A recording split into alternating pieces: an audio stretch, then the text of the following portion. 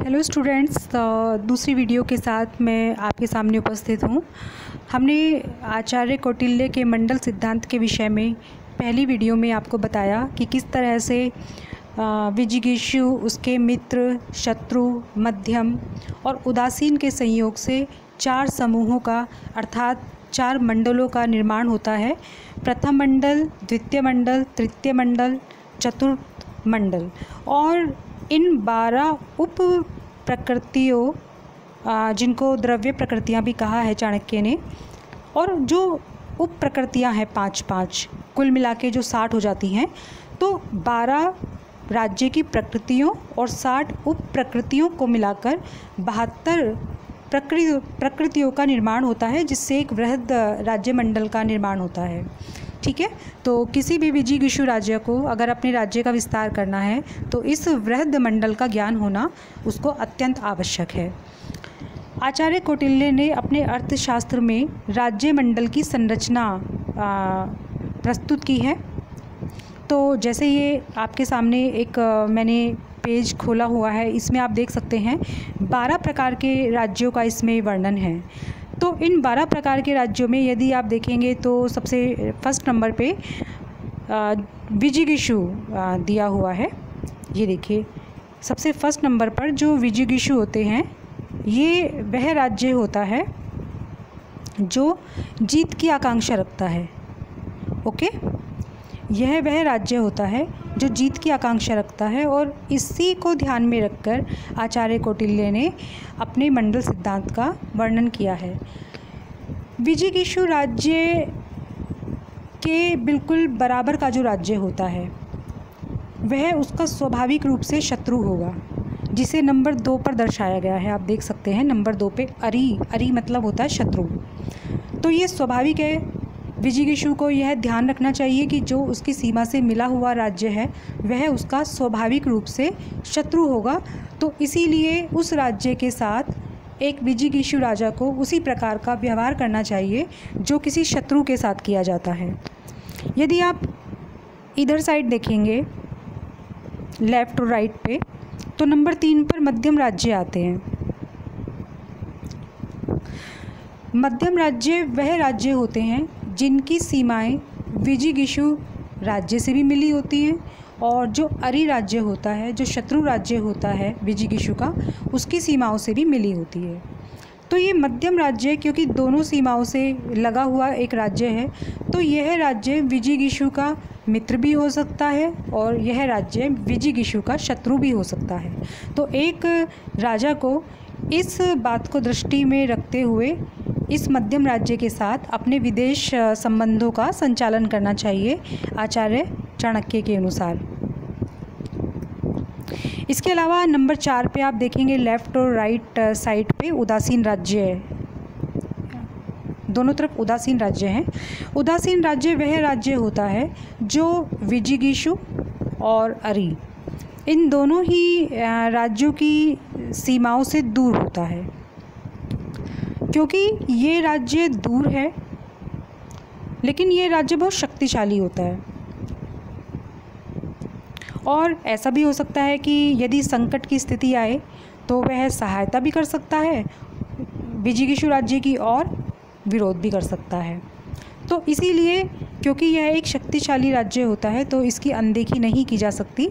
तो इस राज्य के साथ विजिगीषु राज्य को उसी के अनुसार विदेश संबंध स्थापित करना चाहिए, क्योंकि इन फ्यूचर हो सकता है कि सहायता भी मिल जाए वहाँ से, और हो सकता है सहायता ना भी मिले।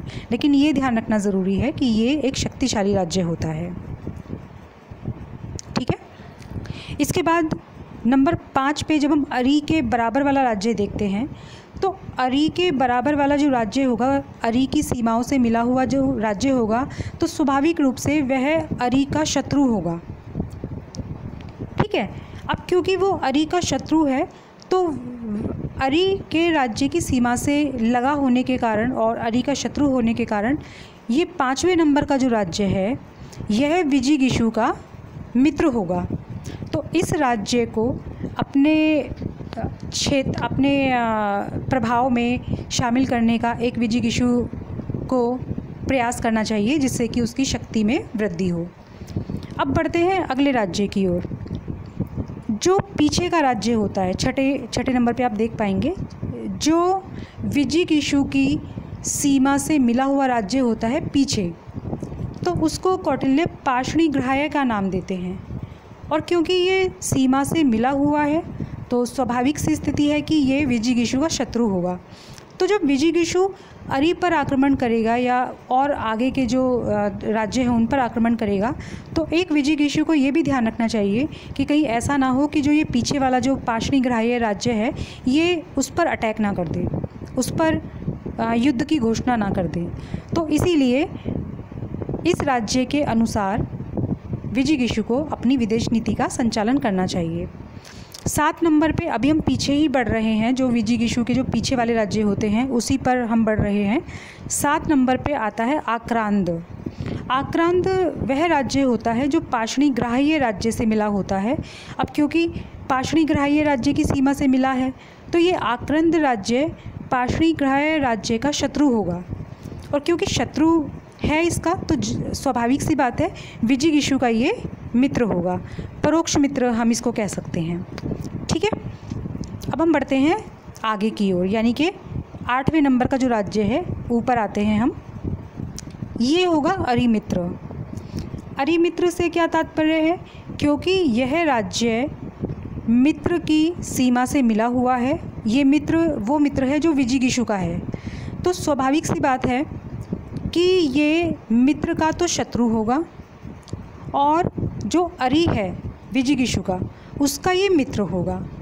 तो इसीलिए विजिगीषु को अपनी विदेश नीति का संचालन इस प्रकार से करना चाहिए कि उसके मित्र की राज्य की सीमा से जो राज्य मिला होगा, क्योंकि वो उसके मित्र का शत्रु होगा, तो इसीलिए मित्र का शत्रु मतलब हमारा शत्रु। तो इस प्रकार इस राज्य के साथ अपने शक्ति संबंधों का संचालन एक विजिगीषु राज्य को करना होगा। इसके बाद जब हम और आगे बढ़ते हैं तो 9वां राज्य आता है मित्र। ठीक है, अब क्योंकि ये राज्य अरिमित्र की सीमा से मिला हुआ है तो जाहिर सी बात है जो 8 नंबर वाला राज्य है, 9 नंबर वाले राज्य, ये दोनों आपस में शत्रु होंगे। ठीक है, और क्योंकि 5 नंबर पे मित्र राज्य है तो जो 9 नंबर वाला राज्य होगा वो इस मित्र का मित्र होगा, और ये जो 5 नंबर वाला राज्य है क्योंकि ये विजिगीषु का मित्र है तो स्वाभाविक सी बात है कि जो 9 नंबर वाला राज्य है वो विजिगीषु का मित्र होगा। ठीक है, इसके बाद जब हम 10 पे पीछे आते हैं, जो पीछे वाले राज्य हैं विजिगीषु के, उसमें 10 नंबर पे आता है पाषाणीग्राह्य सार। इसकी सीमा जो है वो आक्रांद जो राज्य होता है उससे मिली होती है, तो ये दोनों आपस में शत्रु होंगे, यानी कि 7 और 10 नंबर के जो राज्य होंगे वो आपस में शत्रु होंगे। ठीक है, और पाषाणीग्राह्य का ये परोक्ष मित्र होता है। पाषाणीग्राह्य का जब ये परोक्ष मित्र होगा तो स्वाभाविक सी बात है विजिगीषु का ये 10 नंबर का जो राज्य है पाषाणीग्राह्य वो शत्रु होगा। ठीक है, अब बढ़ते हैं 11 नंबर के राज्य की ओर, आक्रांदासार। आक्रांदासार की सीमा क्योंकि 10 नंबर के राज्य यानी कि पाषाणीग्राह्य सार से मिली हुई है तो ये दोनों आपस में शत्रु होंगे। 10 और 11 नंबर ये दोनों राज्य आपस में शत्रु होंगे। ठीक है, और क्योंकि आक्रांद का यह परोक्ष मित्र है तो स्वाभाविक सी बात है ये विजिगीषु का भी परोक्ष मित्र होगा। ठीक है, और यदि हम आगे बढ़ें 12 नंबर पे अरिमित्र मित्र। ठीक है, तो ये 12वां नंबर का जो राज्य है वो जो 8वें नंबर का राज्य है अरिमित्र, उसका ये मित्र होता है, यानी कि 8वें नंबर के राज्य का मित्र ये 12वें नंबर का राज्य है, और ये जो 8वें नंबर का राज्य है अरिमित्र ये अरि का मित्र है, तो विजिगीषु का तो ये मित्र बिल्कुल नहीं हो सकता है। ठीक है, और ना ही ये 12वें नंबर का जो राज्य है वो विजिगीषु का मित्र हो सकता है, क्योंकि ये उनके शत्रु का जो मित्र है उसका मित्र है। ठीक है, तो इस प्रकार से ये 12 राज्यों के माध्यम से आचार्य कौटिल्य मंडल सिद्धांत का प्रतिपादन करते हैं।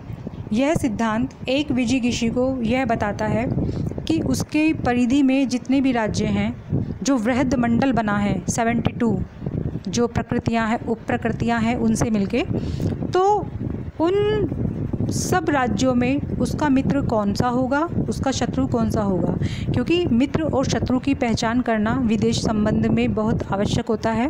ठीक है, तो एक विजिगीषु का ये कर्तव्य है कि वह अपनी शक्ति का तो विस्तार करे, स्वयं को तो शक्तिशाली बनाए और अपने शत्रु की शक्ति का ह्रास करे, यानी कि यह कोशिश करे कि उसका शत्रु निष्प्रभावी रहे, शक्तिहीन रहे।